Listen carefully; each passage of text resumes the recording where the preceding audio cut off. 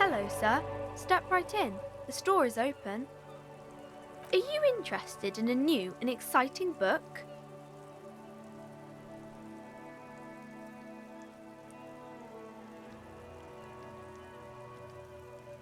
It's a bookstore, sir.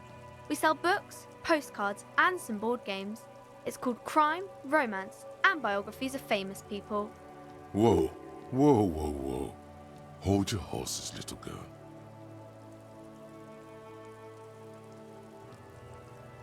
That is a book. They have stories inside them. It's like someone told you a story in a really long letter. A postcard is a small cardboard picture. You can write a few words on the other side and send it to your friend or beloved. Board games are like little games on a table, made to pass the time. There are several different ones, but sailors here mostly buy cards. My pleasure. Anything else you'd like to know? Okay, sir. I'll try to answer any questions you have. I hope they're about books. My name is Annette, sir. My mum, her name is Plaisance. She owns the store. She's inside minding the register or organising the stock. Feel free to step in and browse our wares.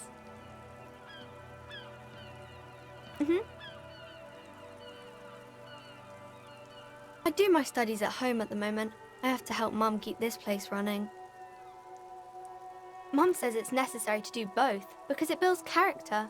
Mum says a proper worker is dutiful. That's how you get ahead in life. There is stress and unease behind these words. She's reciting etiquette. Mum says it's peachy. She was a little afraid at first. There's talk about this house being cursed.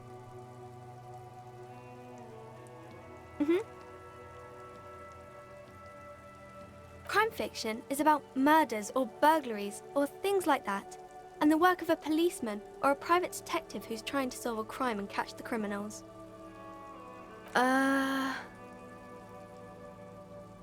Crime is what we were solving before this conversation began.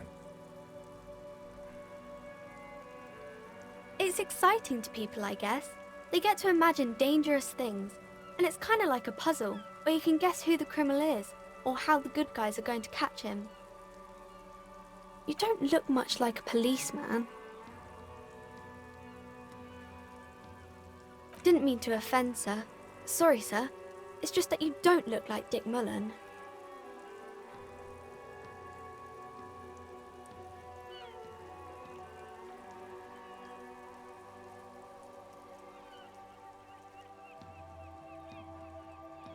More about books, maybe? Oh, kings and queens. I think that's why people read them, to find the secrets of their fame.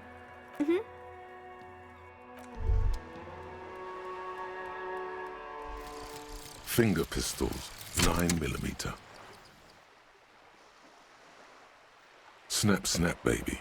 Turns out guns aren't that much for protecting as they are for attacking people. If you want to protect people, really work for them, you have to whip out your signature dual 9mm Villiers finger pistols. Who needs real guns anyway? That conversation you just had? It would have gone better had you snapped those bad boys at them. Note, 9mm dual finger pistols do not count for an actual weapon in a gunfight.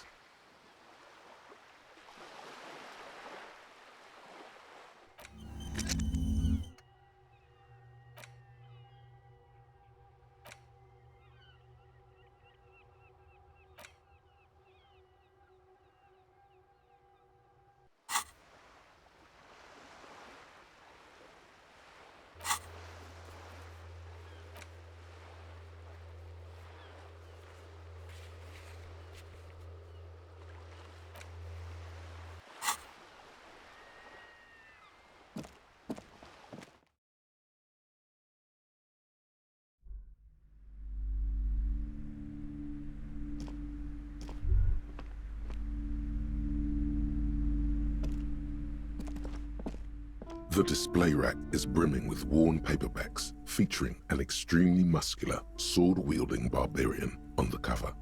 Nearly all the titles contain the word Hyundal. So this is entirely, completely you. You have found the right books. Oh, Man from Hyundal.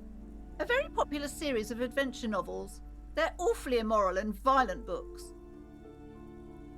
Blood and violence, scantily clad women, epic narratives, all those mystical things he encounters. They're bound to grab those with little imagination and nothing to do. What does it matter? They're all the same. However, the customer is always right, they say. If you're a novice of the series, I'd recommend Hyundalaman, the Man from Hyundal. It's supposed to be a good introduction to the series.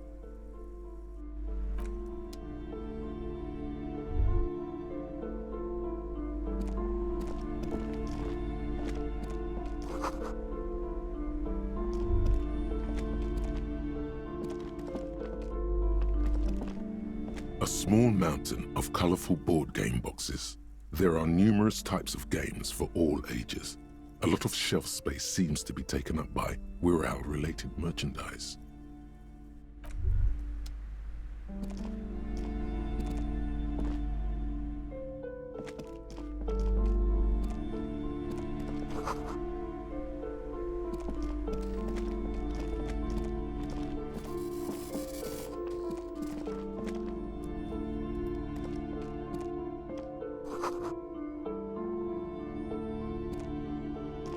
This bookstore is not strictly about crime, romance, and biographies of famous people. There's also a wide range of paranatural literature.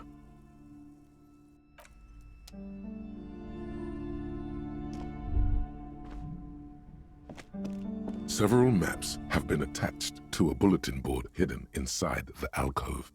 They're held up by small pins. The board has come loose from one corner. The maps look old and faded. Your eye catches a map of Insulinda, a map of Revachol, and a map of Martinez.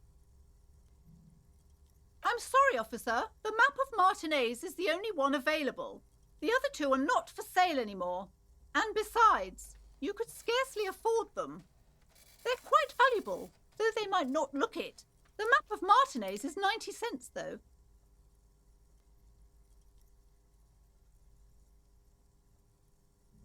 That old thing. It's an out-of-date map of a tourist location that never was nor came to be.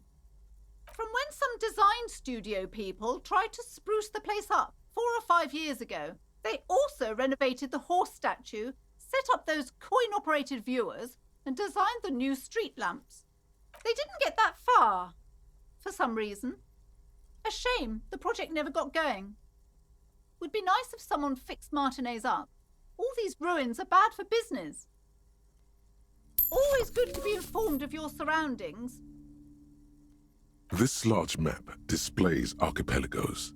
You see a constellation of small dots on the light blue emptiness of the Insulindic Ocean. The largest in the northeast is La Caillou. You are here. Another far away in the southwest, Seminese Islands, Ile de Fantôme. Ozon, Laurentide, Fas à la Mer, Archipelagos, North Arcade Islands, all just specks of dust on the vastness of the Insulindic.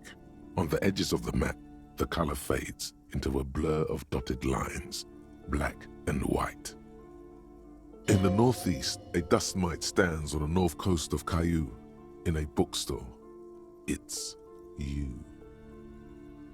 Radiating outwards from you, the suzerain Revachol, with a radius of 80 kilometers, still the crown jewel of this Isola would be barely visible.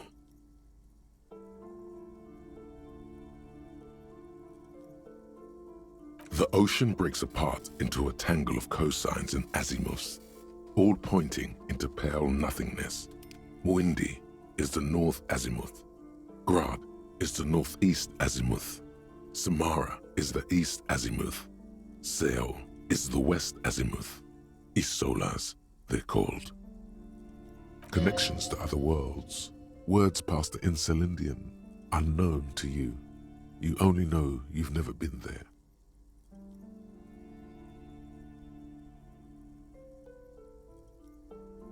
You have little idea what they are. Distant stars, gods, but looking at them makes you feel almost non-existent. Whatever they are, the Isolas are immeasurably large compared to you, and very, very far away.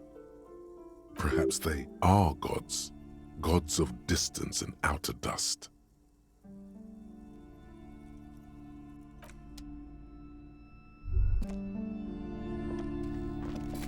The plaque on the shelf reads, Biographies of Famous People.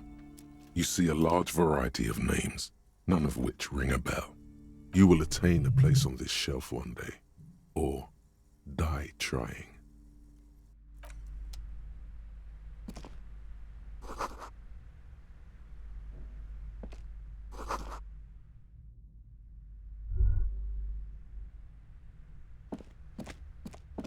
These shelves are overburdened with books from the same series. You see the name Dick Mullen over and over. A couple of spook novels hide amidst all the detective books. Thrilling tales of spycraft and daring-do.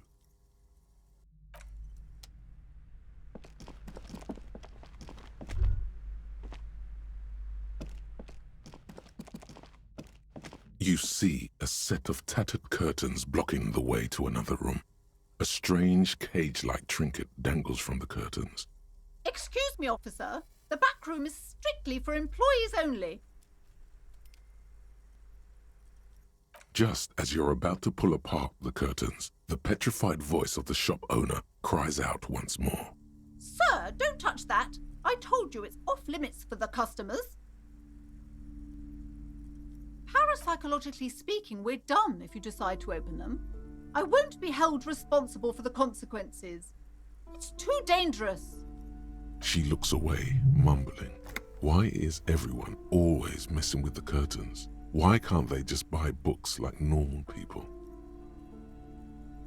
No! Please just talk to me, officer. Come here and let's talk this through before you decide to do anything extreme. Lies. Rip them open, we say. You see a tattered set of curtains and a polyhedron-shaped cage-like trinket. You see a dimly lit room full of dusty furniture and trash. A doorway stands in the back, covered in dozens of scary little cage-like trinkets, your shadow looming over it like an omen. I warned you, you're unleashing forces beyond your understanding.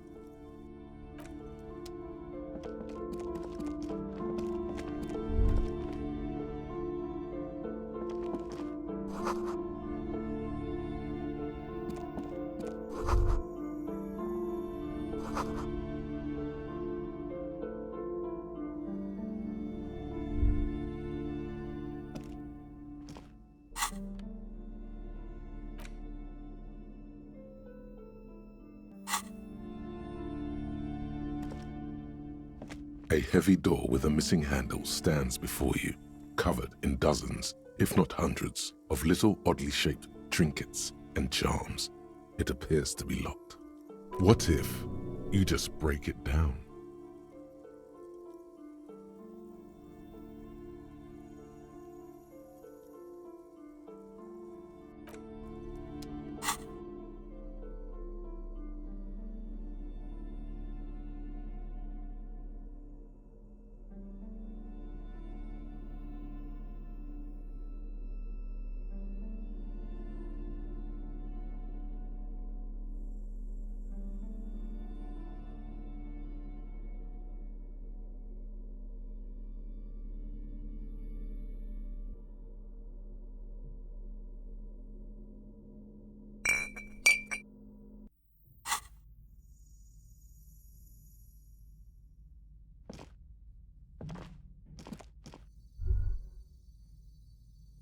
A heavy door with a missing handle stands before you, covered in dozens, if not hundreds, of little oddly shaped trinkets and charms.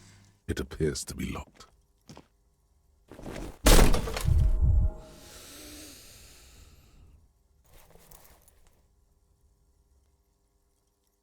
You smash into the wood and see a small crack appear on the door frame. It's going to take one more try to break through to the other side. But you've done it. You're not thinking of trying again, are you?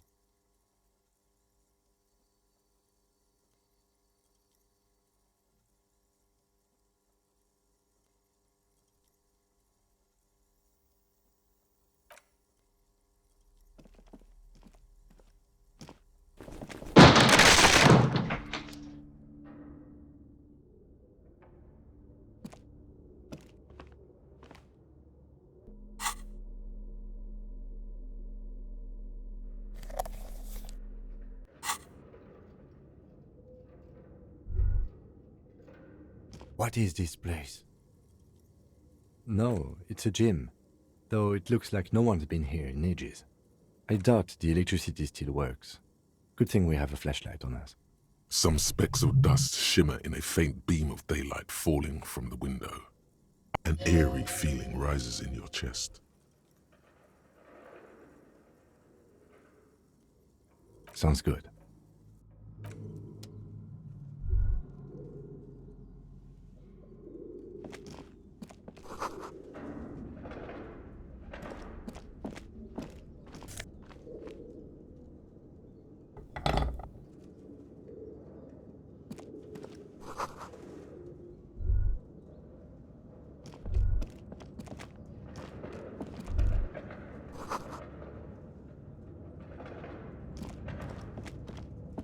A barbell lies on the floor. The color has worn off its weight plates. It's 60 kilograms. Your triceps hum at the sight of these weights. Show the world what kind of beast it's dealing with. Lift them.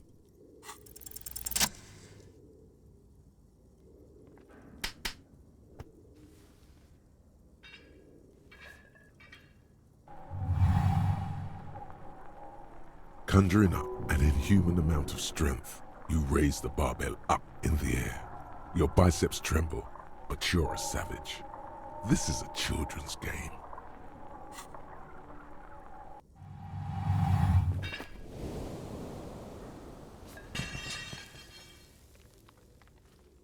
A warm wave of accomplishment washes over your head as you drop the barbell to the floor.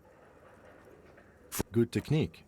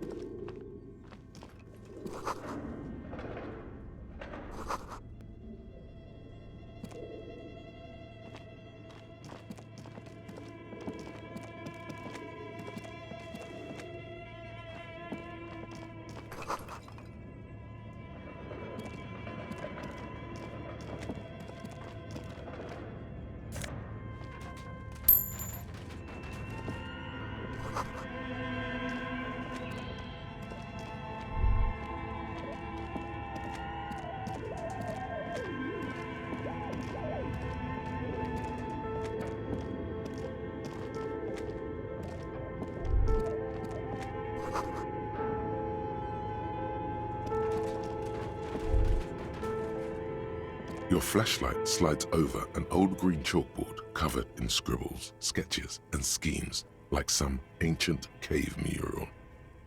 Some of the writing has faded with age, but you can still make out sections here and there. Photos and drawings have been pinned to the board. These lithe, pointy-eared creatures appear to be different types of welkins. You make out autumnal candle welkins casting wax-based magic. Translucent welkins with organs shining under their skin, and even ether welkins hailing from the vast emptiness of sidereal space. One of the welkins, towering among the rest, appears to be different, however. Your eyes glide over 4 sections of the imposing green chalkboard. The photo collage depicts barren, icy landscapes wrapped in perpetual night. You see permafrost and glacial landforms, dead trees grown in under the snow. Entire oceans have been frozen from shore to shore. There are pictures of settlements on dried-up riverbeds, abandoned in a storm. Animal corpses in the dark, carcasses and bones. Albeit dark and cold, this vision also feels cozy in its own way, like eggnog or morphine, a much-needed respite from our own world. A pinned postcard reads, "The heat death scenario. A desperate fight for geothermal energy engulfs the world as Wirral becomes untethered from its sun, drifting through the universe."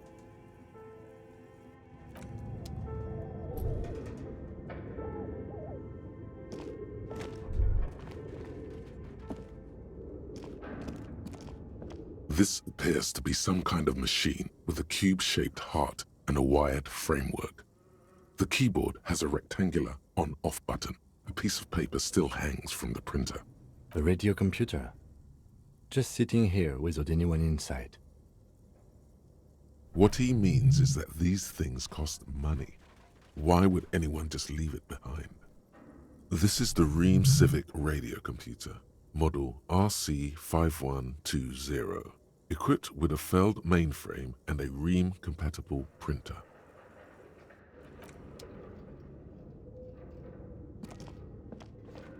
This old fireplace is covered in lines drawn in blue and red marker, the mesh spreading over the stone like blood vessels on alabaster skin. It looks ghostly and strangely ancient. Radio frequencies, it seems. UKV 123.6, UKV 123.7, UKV 123.9. Some written notes, too. Sparse and cryptic. Unclear. It looks like a cardiovascular system split into veins and capillaries. Very advanced.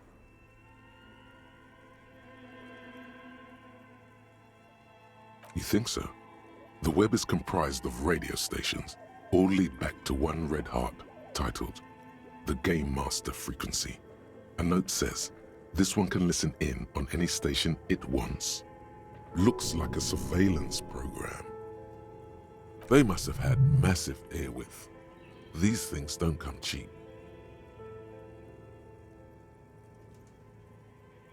Someone very important.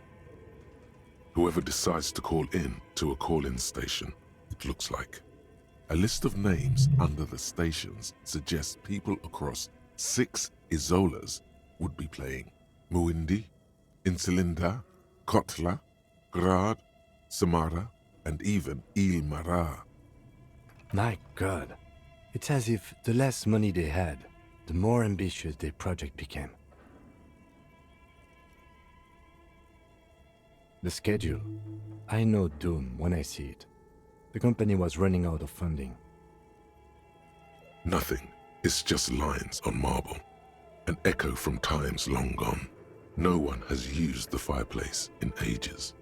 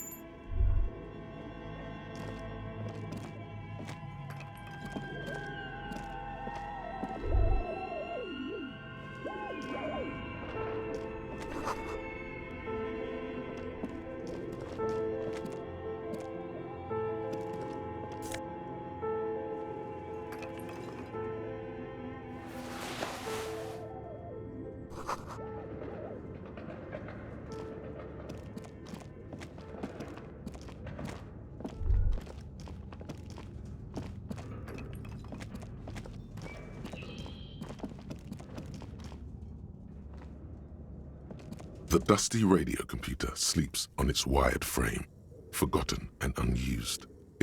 We have one of these down at the station, but I never really learned how to use it. The machine lights up like some prehistoric animal stirring from its slumber, revealing fluorescent play and print keys on the keyboard. The hatch on the machine's central compartment is wide open. It's empty like a beehive without its brood. Some cables have been left dangling, disconnected. The filament you have would fit perfectly inside the compartment. Like a smooth draw, the filament slides into place. On the keyboard, the play key starts blinking. A bar of fabric right above the keyboard starts producing a soft hum. The sound of static seeps through the machine's planar magnetic driver. Oh no, it was already glowing and now it's also making a sound. It's probably some alien CO-like technology. The static gets louder, slowly filling up the abandoned hall, until a voice speaks out, crackling and old, cutting into the air. Good afternoon. Fortress accident en rue de Saint-Ghislaine. This is East Insulindian Repeater Station 1. Please repeat. Is this the production schedule?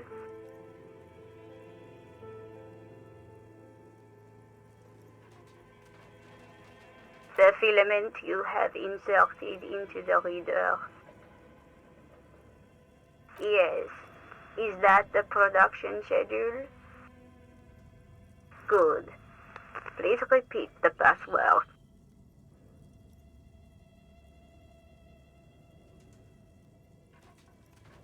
No. Still no. I am contractually obliged to protect the privacy of the filament holder for stress accident.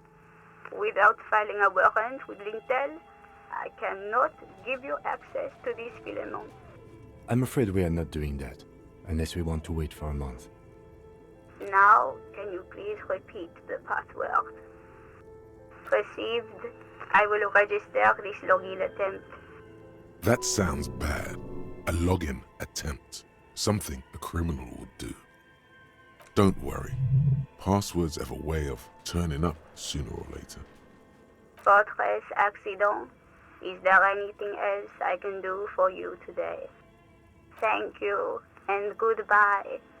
Tiles on the cube are still smoldering, casting the framework in a soft glow.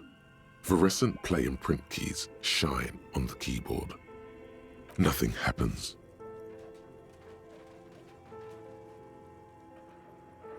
The filament slides out of its glowing nest.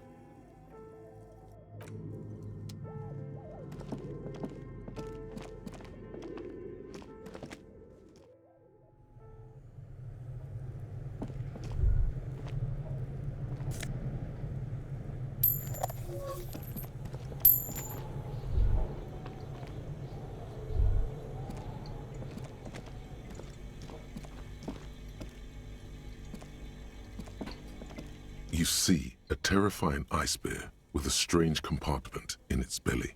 The door is covered in frost and the bear's eyes are glowing red. This ice bear is a hypercarnivore. Be careful. A gust of freezing cold air rushes to greet you. You hear a low grumble as the bear regulates itself. This is the inside of a refrigerator. The lieutenant takes a peek inside. His hand has found the holster of his gun. The shelves are empty. All you see are crumpled ice cream wrappers with the brand name, Revachol Ice City. A handwritten note has been attached to the door. The fridge is huge. You pocket the note and the little fridge magnets keeping it on the door. A friendly cartoon bear smiles back at you from a glossy cellophane wrapper. It looks nothing like the fridge. The paper still smells of vanilla and chocolate.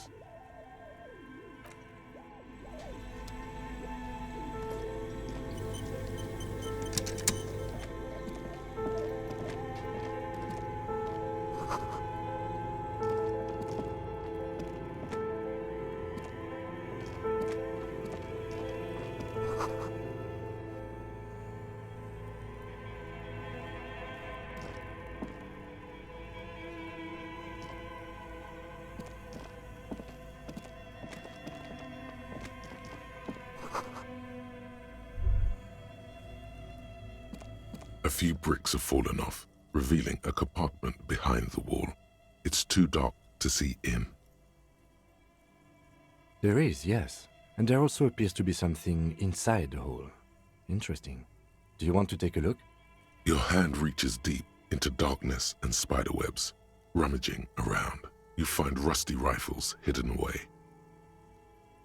Most of them are rusty and inoperable, like the rest, but one catches your eye. A bolt-action model with a fine wood stock, in better cosmetic order than the others. An old Belmagrave rifle, Revolutionary era, prized for its reliability more than its accuracy. The rest are probably Belmagraves too, just too damaged to be sure. That's a rare sight. Seems to no longer be functional, but still a beautiful thing in its own way. It means there are firearms, albeit inoperable, still lying around in Martinez. It's an interesting coincidence, I would say. Might come in useful in the future. Seems like an old bunker from the Revolutionary period. Look at all those rifles. Must be an old weapons cache.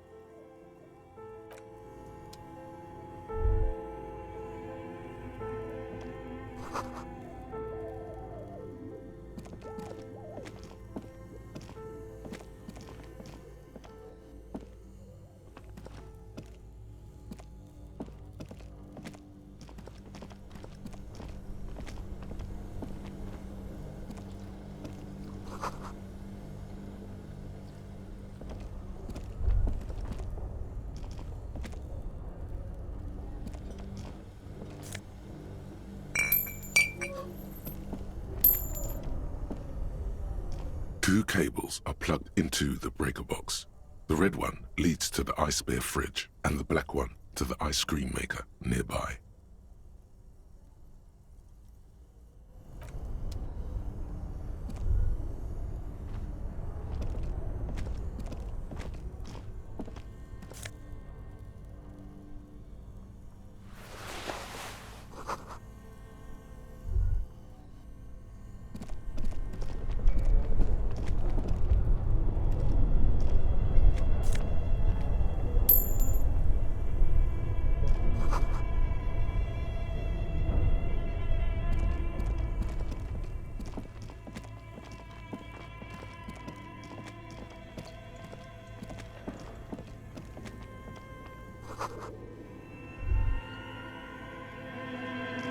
A thick layer of coal dust covers the furnace, coloring it pitch black.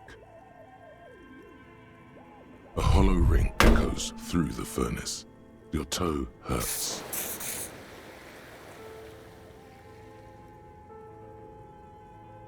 It's dark and grimy here. In the darkness you can hear chatter. It's coming from above. A voice or several voices talking to each other. Near the smoke chamber, upstairs. The echo is so prominent, it's impossible to discern what the voices are saying or what's producing them. What are you doing?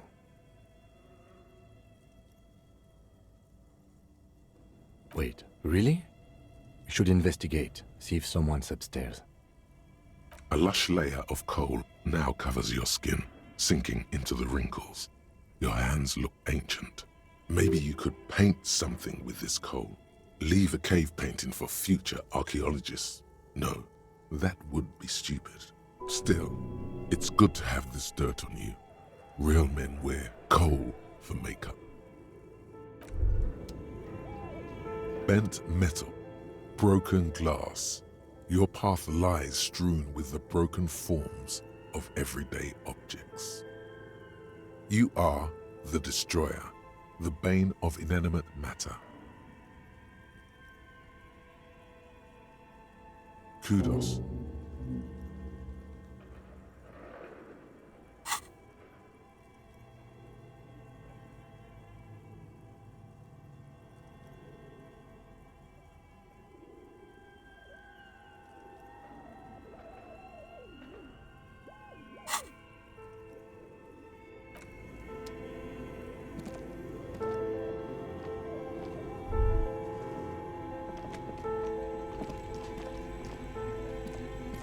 The bear's eyes are still glowing red. Good question. It looks like an ice cream fridge. Somewhere in the past, it's summer. 5-year-old Fifette lets go of her mother's hand, change jingling in her pockets as she hops towards the ice cream stand right across the plaza. As she makes her way to the market stall, the girl starts crying. A ferocious ice bear is guarding the fridge, its paws raised to ward off any potential customers.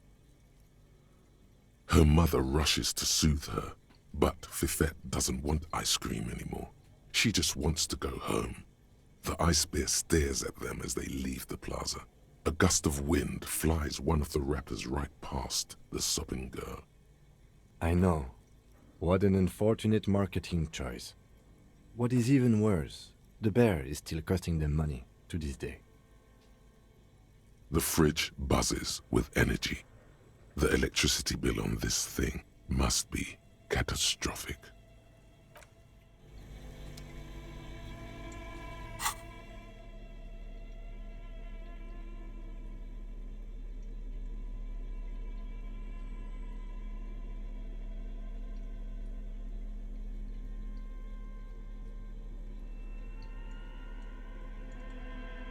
The note is written with a blue pencil on a piece of lined office paper. The kitchen magnets have left spots on its surface. Does it say anything interesting? Someone has scribbled, S. I can't believe the off-site copy is still here. The illiterate ginger kid keeps stealing stuff from the studio, so I had to hide it somewhere safe. You'll find the filament memory with the off-site copy in the frozen ice cream maker. Please take it home, ASAP. It's important. I'd do it myself if I lived in a civilized place with a freezer.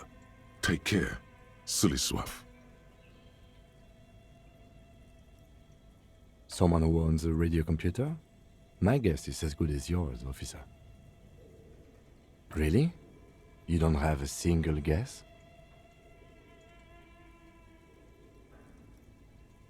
Oh, I'm sure that child would love to get his hands on a filament memory.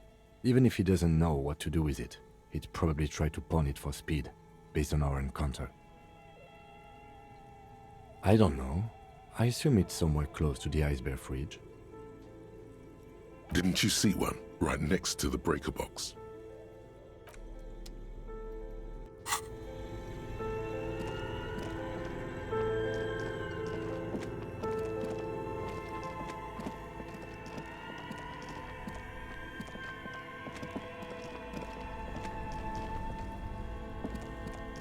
This orange machine is buzzing like an old submarine. It has a hand-cranked ice cream churner on top and an electric freezer that appears to be frozen shut. Turning the crank feels oddly satisfying, like stirring your childhood dreams. In the distance, you hear water dripping. You slip your fingers under the frozen lid, but the ice is too cold for you to get a good grip. A pry bar would come in handy here. No, this is going to need something else, some kind of super pry bar. Don't even try to open it with a regular pry bar. You're just wasting your time.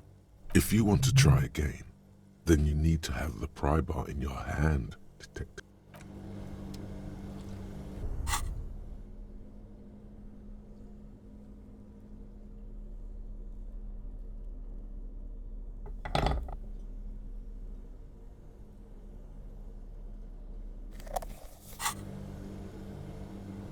This orange machine is buzzing like an old submarine. It has a hand-cranked ice cream churner on top and an electric freezer that appears to be frozen shut.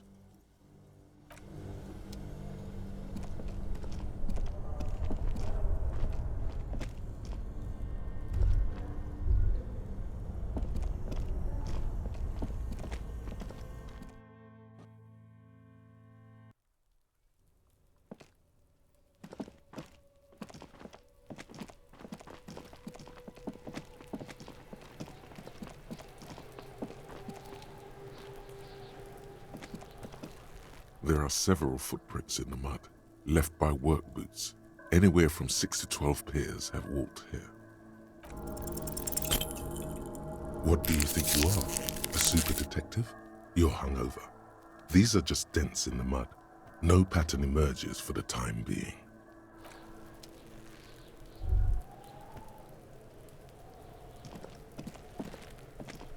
There he still is, looking right through you with his white eyes. The body below is entirely dedicated to that corpse smell. Emitting it is all it does now.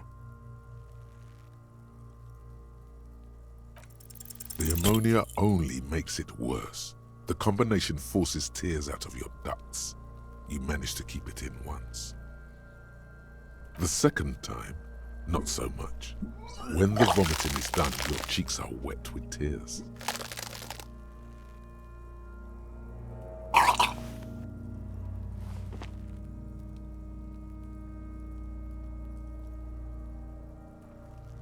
Get a hold of yourself. I've seen strong men turn themselves inside out for hours. You are facing tough odds here. Alcohol withdrawal makes it considerably harder. What is happening to you? Are you going to cry now, son?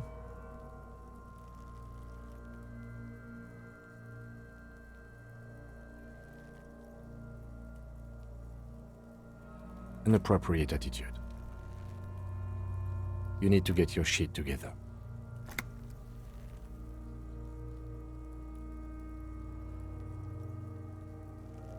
We should go talk to the locals. Find something else to do while the wind changes. It's pretty bad right now.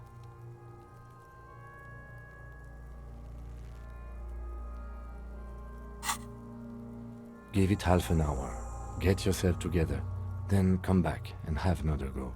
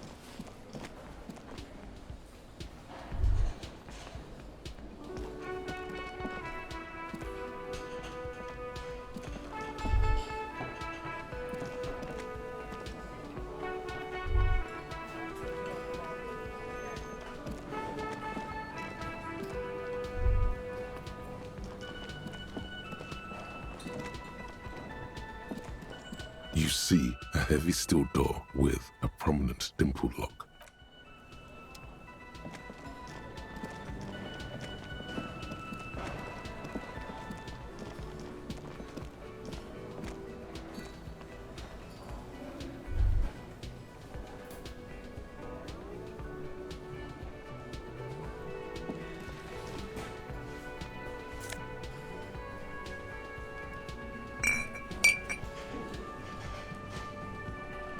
Can I help you?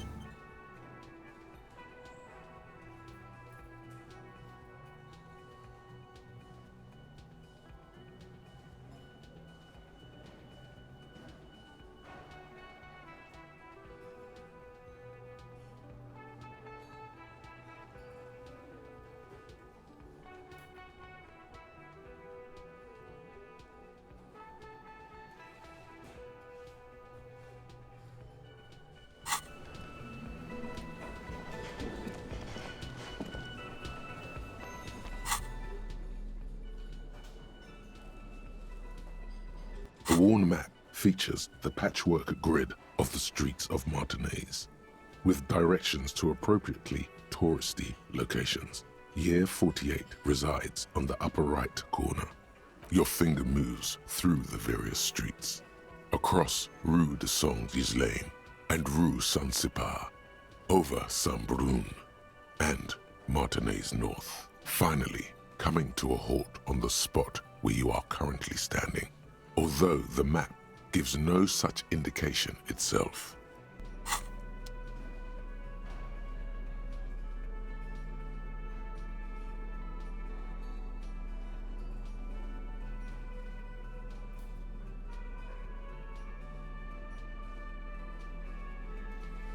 You take the legal documents out of the envelope.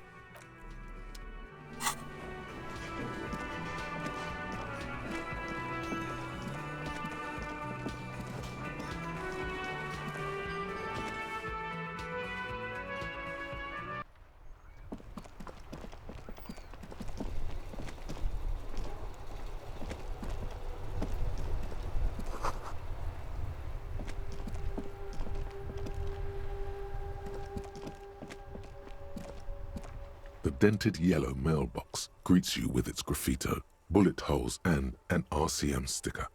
But the documents inside the envelope still lack the required signature. It's not going to be that easy. We need to dirty our hands with the signatures. I assume that's the goal here.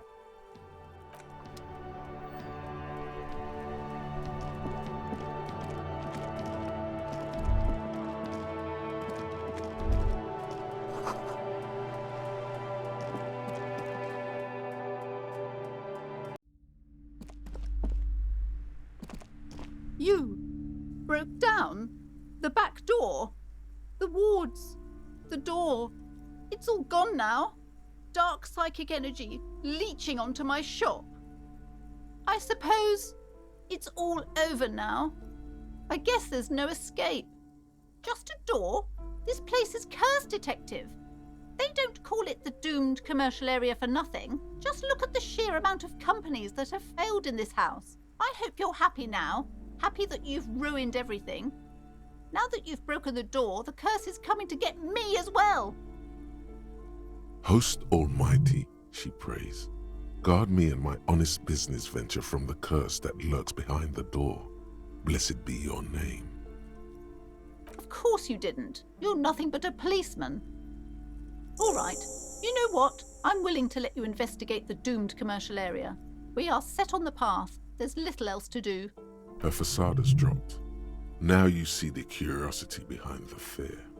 But before we go on, tell me, did you encounter the malignant entity?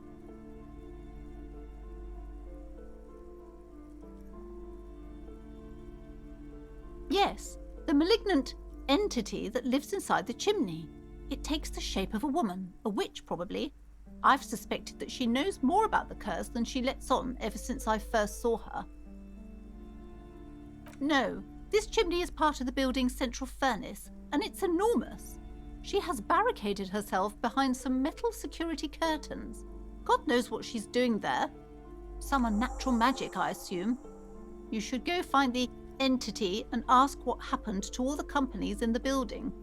And do return to me after you've talked to it. I'm quite anxious to know what she has to say about the curse. If you're really interested in cracking this mystery, then we should go back to the furnace. Maybe you could yell into it or something. Make some noise. You'll think of something, you always do.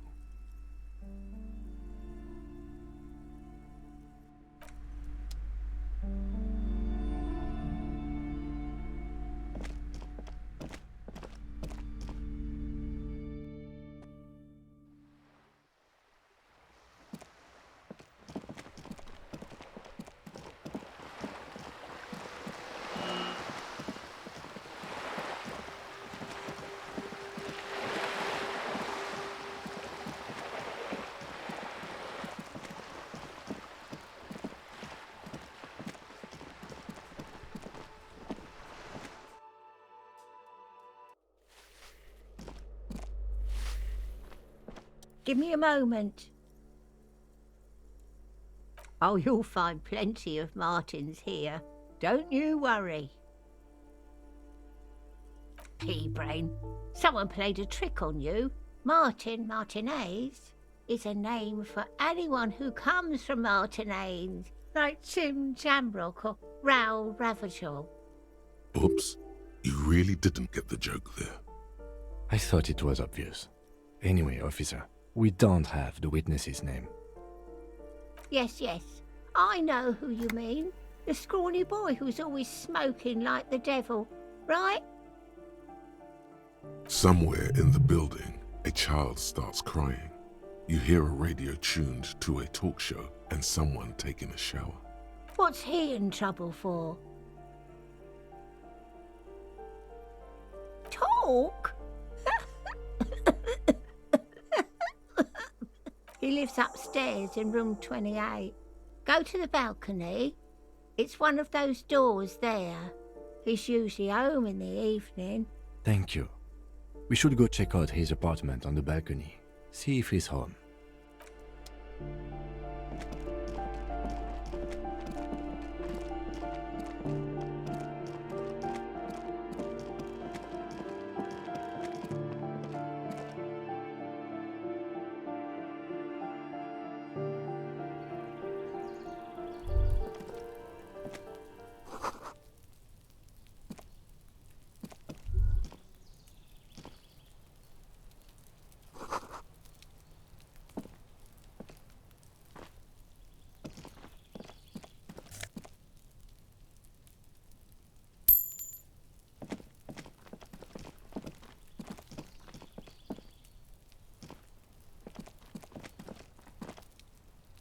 This door is made of metal and appears to be reinforced. Someone here really values their security. Number 28. This is where the cleaning lady said the smoker on the balcony lives. Let's see if anyone's home. Knock on the door. No one answers. Looks like the young man we are looking for isn't home. I think our best chance to catch him is in the evening. We should return tomorrow after we have finished with our day's work. How about 9 p.m.? Sound good?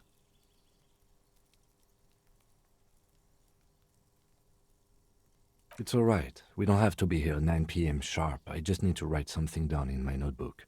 Tomorrow evening, right here. Apartment number 28. Good. Let's go. Damn.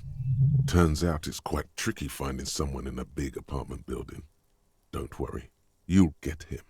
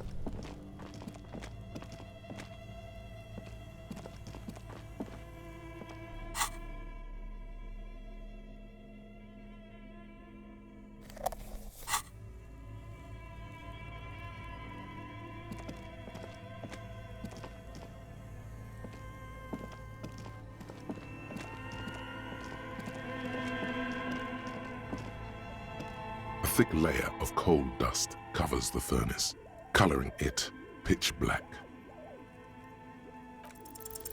Something breaks loose in you. A mighty bellow echoes throughout the chimney's depths.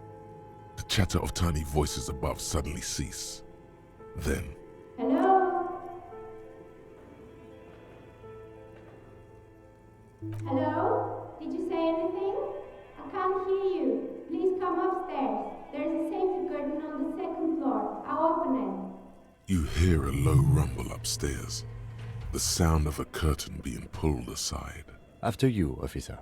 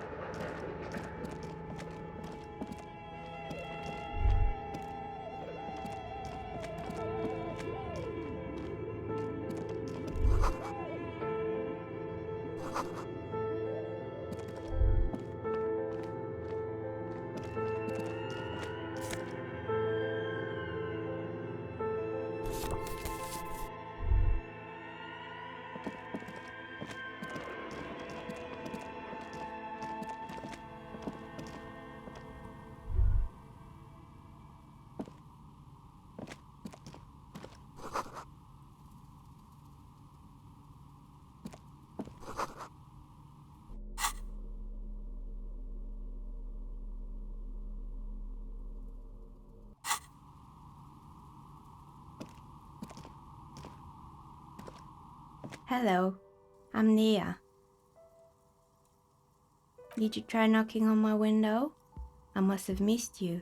I've been listening to my Melius. So what kind of die are you looking for?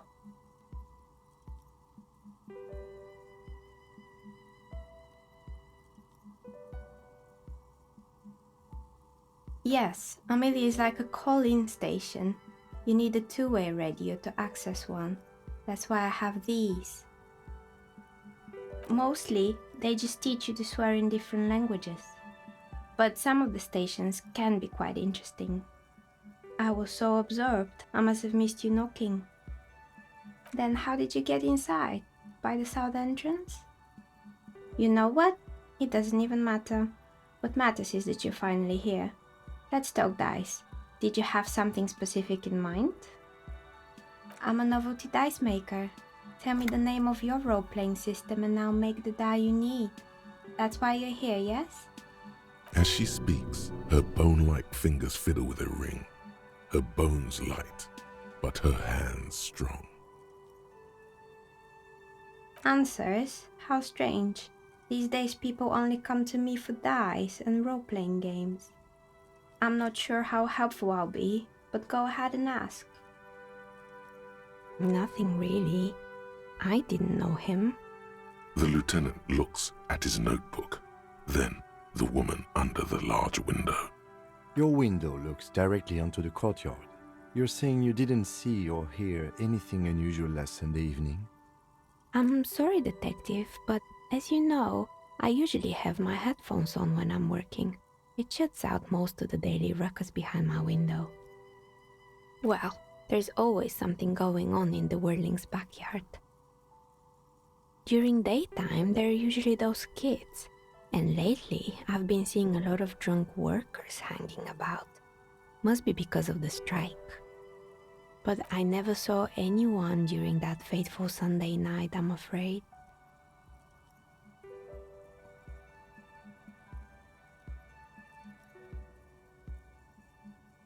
It's an odd profession, making dice for people, but I like it, and I prefer doing this to sitting at home.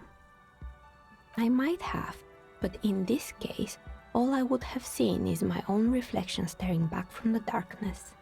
It's really hard to make anything out in the yard when it's dark outside. Besides, I rarely get up to look out the window when I'm in the zone. She nods. Anything else, officer? We're inside the chimney of an old central furnace. It's strange, I know. But when I arrived here, all the other rooms were taken, so I had to build myself a makeshift home. Besides, I don't really have to pay any rent here, so that's a plus. Creative. When she arrived here, there was no room anywhere else. She must have known the other businesses. I've heard the stories. but I don't think those stories are true.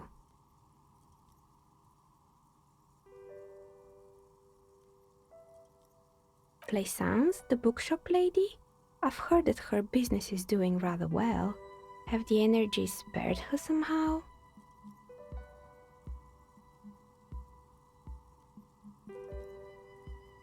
Oh, right. But it's not just the bookstore that's still up and running. What about the whirling in rags? Some people say it's part of the building complex.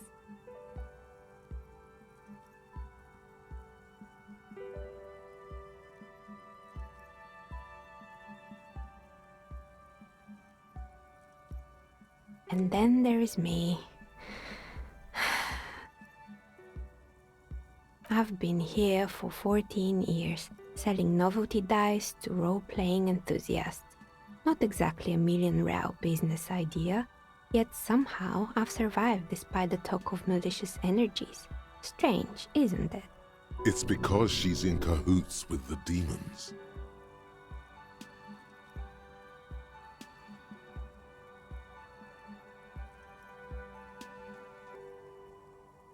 I was just about to ask, what do you think? Do you think the curse is real? The jig is up. The she-demon knows you've uncovered her true identity.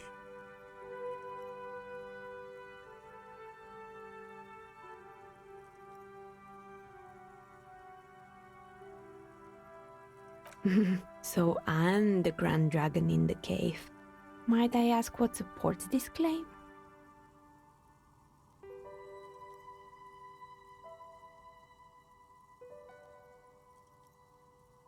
Ethereal? Thank you, but I think it's just the lighting.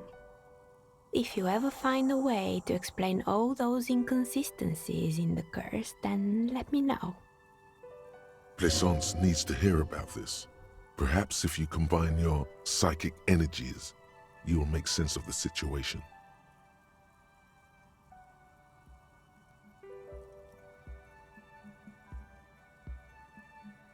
More or less. Are you interested in anyone specific? Rats scuttle in the dark rooms, under the abandoned blow-dryers and dusty mannequins. Cobwebs cover rotors and radio computers alike. So much failure. Oh boy, the fabled Revershow ICT. You're in for a treat here. The place was owned by two guys who had some rather innovative ideas about marketing. The bear was one of them. Now ask me about their other ideas. There was really just one, and it involved picking out the prettiest girls in the neighborhood and paying them 20 cents per hour to man the booth. And by man the booth, I mean slump behind the counter with a face that could maim you if you ever dared to disturb their bored magazine browsing. Fritte does the same thing.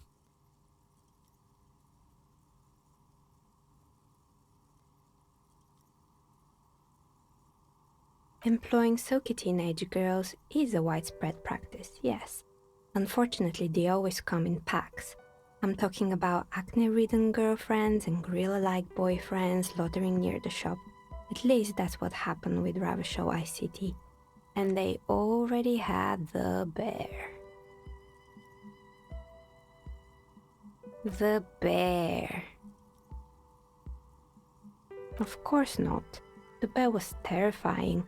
No one wants ice cream guarded by a hostile apex predator. To make matters worse, the fridge didn't work too well either, and half the ice cream came out malformed and partially melted. Eventually, Ravenshaw ICT lost the price war to its rival, Class A 5000. Class A 5000 sold caramel sundaes for only 5 cents a piece, out of regular fridges. Maybe, because the taxidermist who made that bear definitely wasn't doing his best, I mean. He said that the bear was his vision beast. He said he met his vision beast while high on desiccants. Called it Megatherion. Scary, but cool. Megatherion, a mega wild beast. It's an imaginary beast that guides you through life by telling you to do more drugs, mostly. A wise and noble beast, guiding you toward the land where the streets are paved with drugs. Understandable. You shouldn't do them. You're a police officer after all. Anyway, now you know the story of the fallen ice cream empire. The temperature has dropped in the cover of the night. You see frost on the windows. Anything else? Another failed business, perhaps? I've been here for a long time. Fortress Accident, the radio game studio. They were an interesting bunch. We talked about role-playing systems every now and then. Once, I even saw two of them get into fisticuffs over Wirral. They certainly took their work very seriously, even if they seemed to be chronically liberal with their schedules. The usual, they ran out of money and couldn't get the project done on time. Well, I did hear them talking at times. They seemed to believe they were historical individuals on some grand quest. Yes, but when the money started to run out, they just began to complain a lot about capitalism. You know, how the markets are rigged to keep out new businesses and so on. In the end, they just didn't get it done. They didn't have enough willpower to produce something truly historic, and to show up to work on time. Showing up to work on time is hard. No, scratch that. Showing up to work at all is difficult, especially if you've been drinking. Still, not everyone is going to make it. That's the nature of the game. The result is 1 on a 20-sided die. Anything else? Good. I hope it clarified things a bit. What else? Of course. Tell me what you have in mind.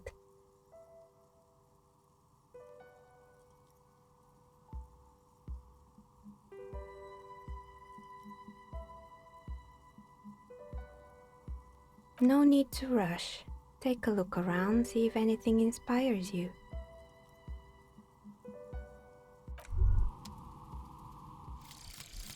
Volumetric ship compressor. Bizarre scientific news from Revachol West today, where a police officer's shit has been observed at a pressure of around 495 gigadecimals. These metallic hydrogen levels of shit togetherness were thought to exist only at the center of collapsing stars, not law officials. It remains to be seen how long the shit singularity lasts.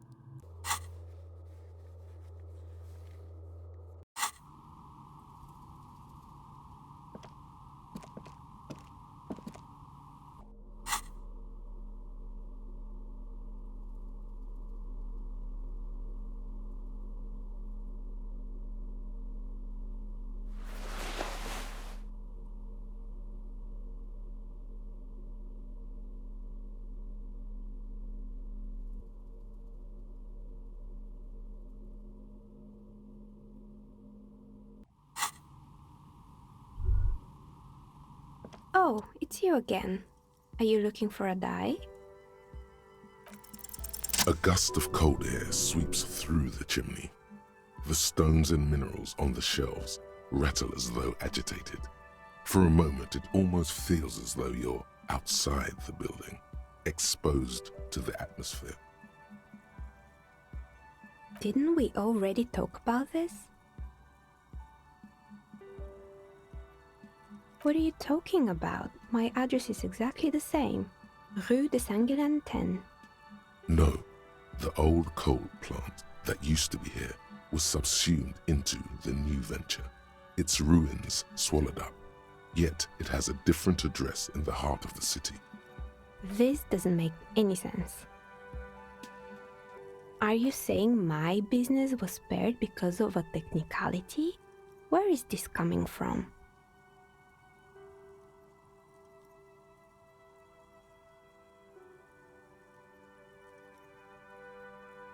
And what? Does it mean that I'm safe from failure?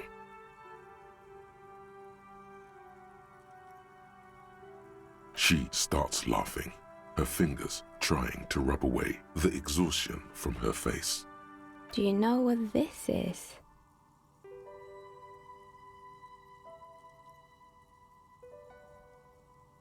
It's a mourning ring. I made this when my first company failed.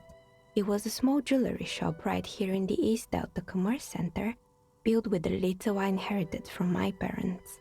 I drove it into the ground within a year. I didn't have what you would call a viable business plan.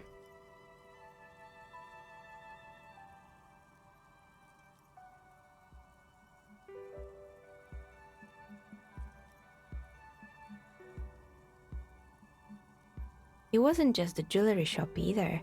I always thought that it was just the world that you were supposed to try again and again until you finally succeed. And now you're telling me what? That it was all because I didn't run my little shops and ventures from a dump inside an abandoned chimney? Yeah. Or maybe it's the entire world that's cursed. It's such a precarious place. Nothing ever works out the way you want it. That's why people like role-playing games. You can be whoever you want to be, you can try again. Still, there is something inherently violent even about dice rolls. It's like every time you cast a die, something disappears. Some alternative ending or an entirely different world. But anyway, thanks for sharing your theories, officer.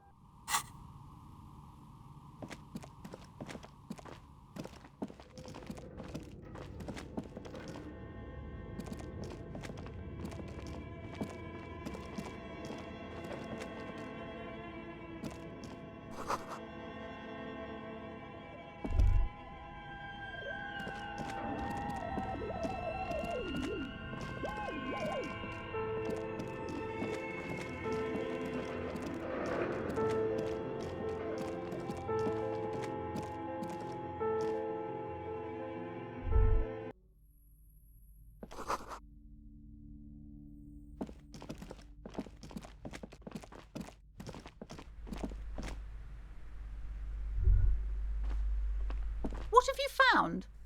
And also, do buy the books. There may be teachings in them.